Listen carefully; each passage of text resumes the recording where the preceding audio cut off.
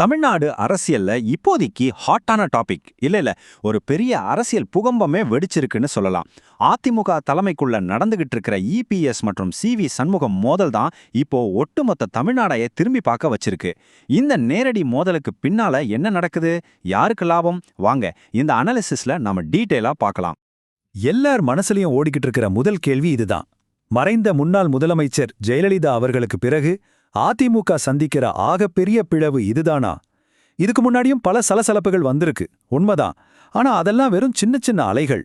இப்ப வெடிச்சிருக்கிற பிரச்சனை கட்சியோட அஸ்திவாரத்தையே ஆட்டம் காண வைக்கிற மாதிரி இருக்கு. தொண்டர்கள் மத்தியில இது ஒரு மிகப்பெரிய பதற்றத்தை உருவாக்கியிருக்கு.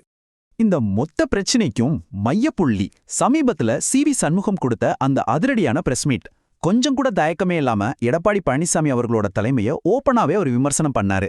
அதுல அவர் சொன்ன ஒரே ஒரு வார்த்தை, கட்சி தொடர்ந்து சரிந்து கொண்டிருக்கிறது. இதை சாதாரணமா எடுத்துக்க முடியாது.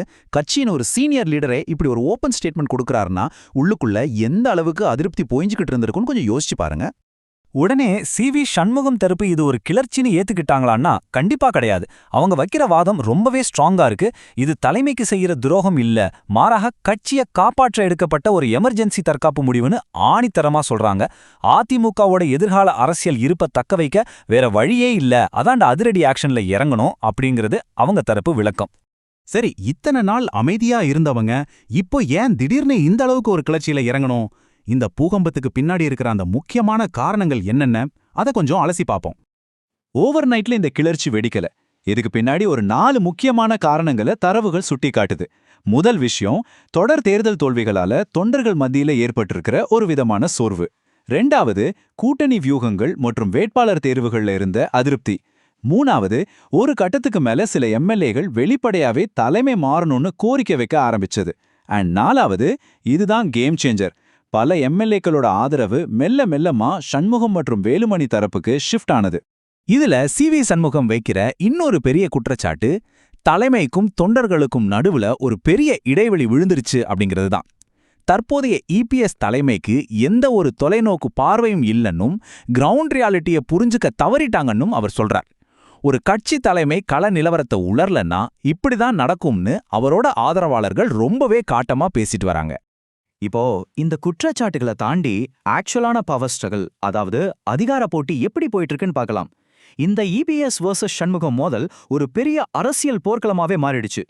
மூடப்பட்ட கதவுகளுக்கு பின்னாடி நடக்கிற அந்த நம்பர் கேம், அதாவது எம்எல்ஏக்கள் ஆதரவு திரட்டுறது, இப்போ ரொம்பவே விறுவிறுப்பா நடக்குது.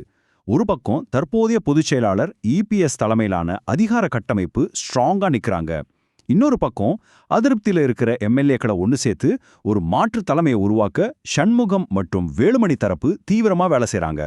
மெஜாரிட்டி யார் பக்கம் இருக்குங்கிற பல பரீட்சை தான் இப்போதைக்கு மிகப்பெரிய ஹைலைட். இதெல்லாமே ஒரு பக்கம் இருக்கட்டும், இந்த மொத்த அரசியல் நாடகத்திலையும் யாருமே கொஞ்சமும் எதிர்பார்க்காத ஒரு மிகப்பெரிய ட்விஸ்ட் இப்போ நடந்திருக்கு. அதுதான் டிவிகே ஃபேக்டர். அரசியல்ல நிரந்தர நண்பனும் இல்ல எதிரியும் இல்லைன்னு சும்மாவா சொன்னாங்க? சட்டசபையில நடந்த அந்த நம்பிக்கை வாக்கெடுப்பு, அதாவது ஃப்ளோர் டெஸ்ட் அப்போ சண்முகம் தரப்பு டிவிகே அரசுக்கு ஆதரவு கொடுத்ததா வந்த தகவல் ஒட்டுமொத்த தமிழ்நாடு அரசியலையே ஒரு நிமிஷம் அதில வச்சிடுச்சு. அதிமுகவோட ஒரு முக்கியமான தரப்பு விஜய் அவங்களோட கட்சிக்கு சப்போர்ட் பண்றது சாதாரண விஷயம் கிடையாது. இது ஒரு பெரிய அரசியல் மாஸ்டர் ஸ்ட்ரோக்கின் தொடக்கமா அனலிஸ்ட்களால பார்க்கப்படுது. இந்த சர்ப்ரைஸ் மூணால என்னென்ன மாற்றங்கள் வரும்? ரொம்ப சிம்பிள். முதலாவது, சண்முகம் தரப்பு தங்களோட அரசியல் இருப்ப ரொம்பவே புத்திசாலித்தனமா தற்காத்துக்கிறாங்க. 2வது, வரப்போற எலெக்ஷன்ல இது ஒரு மிகப்பெரிய கூட்டணி மாற்றத்துக்கு வழிவகுக்கலாம். அண்ட் 3வதா, மிக முக்கியமா, அதிமுகக்குள்ள நடக்கிற இந்த உட்கட்சி பூசல் நேரடியா டிவிகேவோட நிலைப்பாட்டை தமிழ்நாட்டு அரசியல்ல அபரிமிதமா வலுப்படுத்துது. அதிமுகவோட இந்த பலவீனம் டிவிகேக்கு ஒரு மிகப்பெரிய ஜாக்பாட் வாய்ப்பா அமைஞ்சிருக்குன்னு தான் சொல்லணும். இவ்ளோ நடந்தாச்சு, இதுக்கப்புறம் என்ன நடக்க போகுது? தொண்டர்கள் மத்தியில குழப்பம் உச்சகட்டத்துல இருக்கு. இது ஒரு நிரந்தர பிளவா இல்லையான்னு எல்லாரும் குழப்பத்துல இருக்காங்க. அரசியல் வல்லுநர்கள் 2 சாத்தியக்கூறுகளை சொல்றாங்க. ஒரு சில அனலிஸ்டுகள் என்ன சொல்றாங்கன்னா, நெருக்கடிகள் வரும்போது 2 தரப்பும் ஈகோவை விட்டுட்டு கட்சியை காப்பாத்த ஏதோ ஒரு புள்ளியில சமரசம் ஆயிடுவாங்கன்னு சொல்றாங்க. ஆனா இன்னொரு தரப்பு என்ன கணிக்கிறாங்கன்னா, இல்ல இது முற்றிய நிலை, இனி ஒட்டவே முடியாத அளவுக்கு இது ஒரு நிரந்தர பிளவாதான் மாறும்னு உறுதியா சொல்றாங்க.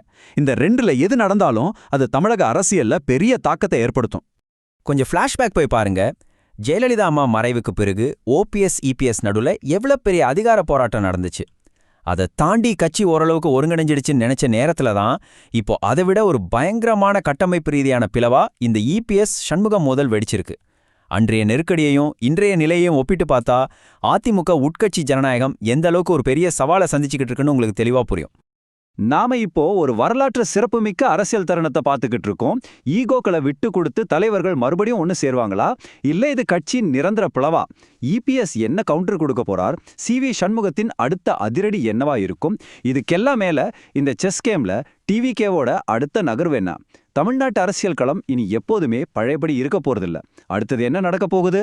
பொறுத்திருந்து பார்ப்போம்.